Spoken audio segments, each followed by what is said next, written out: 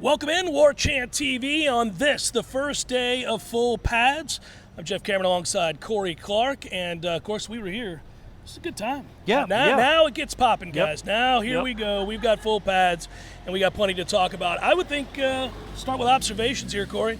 I thought that this was a day that really kind of focused on not only some of the physicality that Mike Norvell continues to talk about as he gets that work in, but I thought Tate Rodemaker had himself a real good day. I want to start there at quarterback. I thought the passing game overall had a good day, but I don't need the mic. I got it right here. You don't have to hold that to me. What's the matter with you? But I like that you point out mistakes in the middle of the broadcast. That's what I do, man. We keep it real here. Yeah, that's what it is. No, Rodemaker was great. I even tweeted that out right afterwards, and that's a big deal to tweet. But Jordan Travis was fine. He didn't do anything wrong. No major mistakes. No mistakes at all, really. Game-changing ones. But Rodemaker was great. I thought Rodemaker was terrific. Ball out on time, ball out quickly on time, and made some really accurate throws into tight coverage, including everybody's favorite, including mine, Azarie Thomas. Darian Williamson beats him for about a 15-yard gain, and Thomas had very good coverage, and Rodemaker puts it on the money, right where he can catch it, contested catch. And I just thought, by and large, I thought the receivers overall had a much better day making contested catches and making plays downfield. They had a pretty good day yesterday, I thought. Today, I thought, because of the pads being on, was maybe even more encouraging. Yeah, better day for the offense. One thing that stands out when you talk about some of the differences, comfortability making certain throws. Tate is not afraid to let it fly down the seam. Correct, right. And I think that's something that you see and you want to continue to see from Jordan. He's gotten better at it. He needs to get there. And then from Tate, you need more consistency, but he was real good today. Marcuston Douglas played really well today for them, and Coach Norvell talked about that afterwards. He's a guy that looks in better shape than he's been at any point, and that really shows because he's such a big man, but he seems to glide right now in a way that he wasn't when we saw him before. So maybe an answer emerging at tight end, Corey. That's something to get excited about? It certainly provides you some depth, right? Some depth that you might actually feel pretty good about. I thought he was very good. He caught, I would guess, 7 or 8 balls today. Yeah. He caught a touchdown on another very nice throw from our man Tate Rodemaker, but he got around behind the defender, made a kind of a falling down catch over the goal line. It's just, again, when you get that kind of production out of the tight end and in the middle of the field, that opens up everything.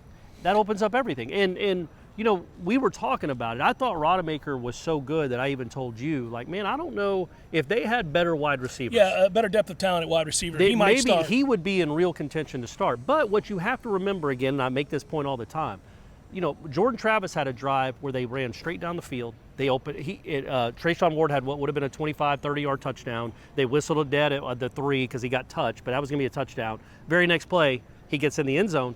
And I don't know that happens without Jordan Travis's. The element he brings is so valuable for the running game. But man, it's just really impressive what Rodemaker did. And again, Travis wasn't bad by any means, and he made some nice throws too. But when you watch Rodemaker and how quickly it comes out, how decisive he is, that was really good to see, because honestly, he hadn't done much the last couple of days. So for him to come out and do this, I think it raises, and I'll say this, because I'm going to keep rambling. Keep rambling, Jeff. You got That's time, fine. buddy. Let's go. That right after Rodemaker had that drive where he ripped those throws down the field, Travis, I thought, had his best drive to answer. He made a throw to Pittman for a first down, about a 14-yard gain, 14 or 15-yard gain, where he saw it, ripped it, and threw it. He hadn't been doing that much. It was almost like maybe Rodemaker raises his game. Challenged a little bit there. Which I thought he felt a little challenged, and I thought he responded really well, and they went down and scored a touchdown. One thing that stands out to me through the first week and a half here is how much better both these offensive and defensive units are at communication. And they talk about it a lot, but you're bearing witness to this. When we're down on the field here, not when we're up in the baseball stadium, but down on the field, you hear a lot of guys encouraging each other. You also hear a lot of guys coaching each other. That's right.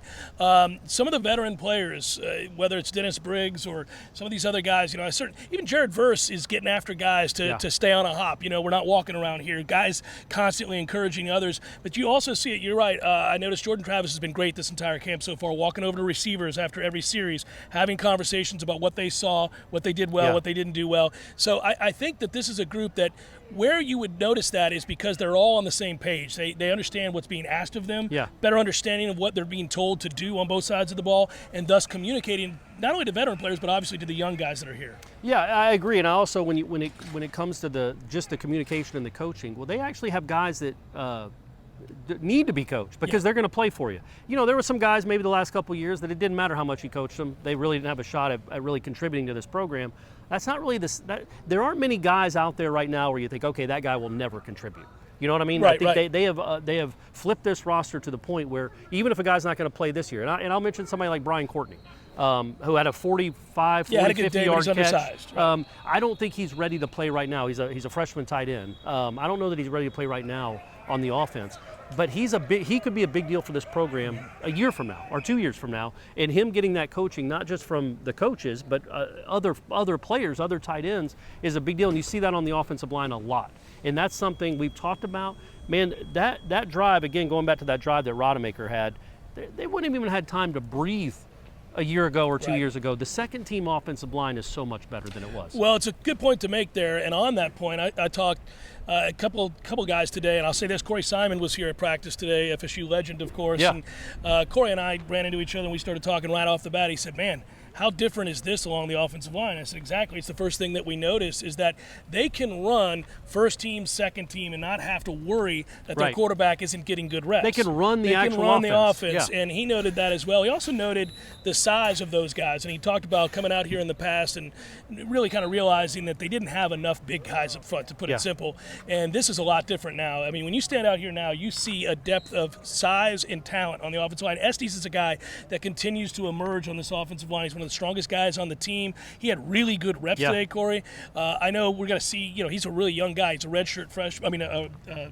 He's a redshirt freshman. Yeah. Is that right? Yeah. Yep. So he's a redshirt freshman. So he's a guy that you watch and you say, man, he's made huge strides, and he's one of many on the offensive line that has made huge strides. And there are good battles, important battles that are continue to play out, including with the scrimmage as they get closer to the weekend. Yeah, for sure. I just think the offensive line is so much better. We got to qualify everything, though. Yeah. When we talk so glowingly about what we saw from a practice, it's relative to what we've seen the last 2 or 3 years last here. Year before, it's not year relative to the rest of the country. Correct. It's not as if you're looking at two guys that think this is a championship team based on one practice and full pads. It's just the difference that we see from this time right now to last year and the year before and the year before that. It is night and day. It's like night and apples. They don't even make sense. Right. The difference. Most people in the say two. apples to oranges. No, I go a different route. You're night out of the apples. fruit. You're like, I go all over the place. One's a time of day. But also, like, it wasn't all positive today. Obviously, like, if your offense is hitting big plays, that means your DBs aren't doing great. I didn't think.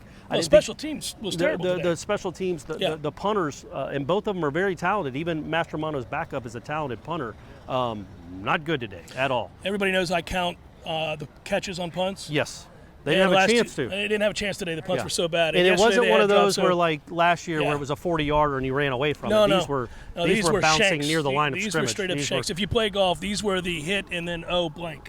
That's what these were. So some of that today. And Norvell mentioned that, so I don't feel bad saying that. He was not impressed. But I thought they didn't snap the ball well either. I think Duke Cooper is one of the best corners in this country, probably, certainly in this conference. I haven't liked what he's done the last couple of days, and I'll just be honest with you. I don't think he's been very good the last couple of days after being really good the first 4 or 5 days. I want to see him step up on Thursday, and then they have a scrimmage on Saturday. I want to see him really step up. He wasn't terrible, but again, he's given up more catches the last 2 days than I think he gave up all of spring. And also another person to talk about, I thought, was Pokey. I didn't think Pokey had a very good day. No, not a good day for him. And I only bring that up because Pokey has probably been their most reliable, consistent receiver. I think he was probably the most reliable, consistent in all of spring. And for the first 4 or 5 days of camp, he was very reliable. Today, he had a couple drops that he didn't need to have. Continue to get excited about Deuce Spann and his emergence as a guy that may be something. Now, listen. And our man Johnny Wilson made some really nice catches today. That's right. Good point. So as we wrap, a reminder. I don't know how long it's going to last, but it's $1 right now. Yes. It's $1. It's $1 for a year. Even if you're on another site and you're like, I don't know, man, I'm already devoted. I love these two guys in front of the camera, but I don't know. But it's $1. So just try it out, and then you'll see. You'll see what everybody else likes. Yeah. So just try it out for $1. Go to warchant.com. Just go to warchant.com. It's simple, right? And Wake Up Warchant, Jeff Cameron Show, and Seminole Headlines. Thanks so much for watching, everybody. For Corey, I'm Jeff. Thanks so much to Aslan as well. You guys be good. We'll talk to you soon.